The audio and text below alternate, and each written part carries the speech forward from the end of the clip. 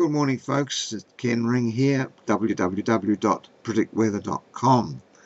It's the 8th of June and the moon is now in Aries, having crossed the equator yesterday.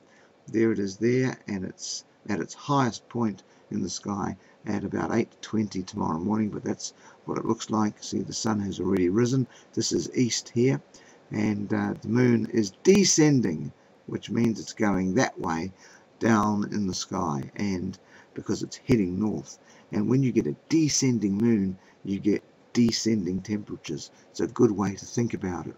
In fact, it doesn't matter where you are in the world, when the moon is descending in your sky, that's a sign that the temperatures are descending as well at the same time. But of course, a descending moon in the southern hemisphere is an ascending moon in the northern hemisphere.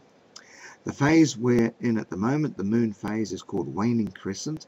It'll be the highest in the sky, as we said, around about 8:20 a.m. and it'll be gone from the sky around about 2 p.m. and it's rising and falling, setting exactly due east and west. See, there's a white line here around there, if you can see it, and that's the line that the moon is actually sort of level with there. It's not too easy to see from here. But when you get the last quarter moon change, which was yesterday, it's a phase change, and you get a change in the weather patterns whenever the moon changes phases like that as well. And so we're in for a bit of a drier spell right now, because we've had the wet spell, and the dry spell will probably go till about the 15th or the 16th, and then we've got another lot of rain coming in, quite heavy actually, because it'll be around the new moon time, and the tides will be higher again. A couple more June forecasts for farmers who might be listening. Northland, I think you've got more rain than normal coming for this month.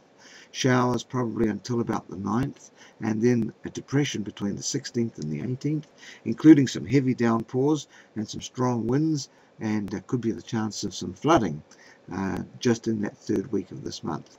Then you've got a few fine days following, and then regular rain and showery days from about the 22nd to the end of the month, unfortunately, with a brief fine spell around the 27th to the 28th.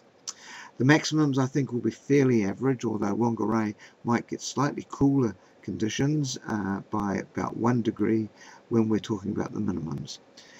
Frosts, I think they're possible around the new moon time, which is 12th and the 13th, and then again around the 22nd and the 28th of this month. Also on the eastern side, around Kerikeri to Russell, I think 20th to the 23rd could be a bit of frost on the ground, extra cold temperatures, especially elevated places, and between the 27th and the 30th. Waikato, pretty dry, I think, from this Wednesday onwards till about the 15th, so it's a dry spell, and lots more rain coming though, probably between the 21st and the 30th, just as I was describing for Northland. And I think Waikato might get some frosts in places between the 10th and the 13th. I'm Ken Ring, thanks for watching.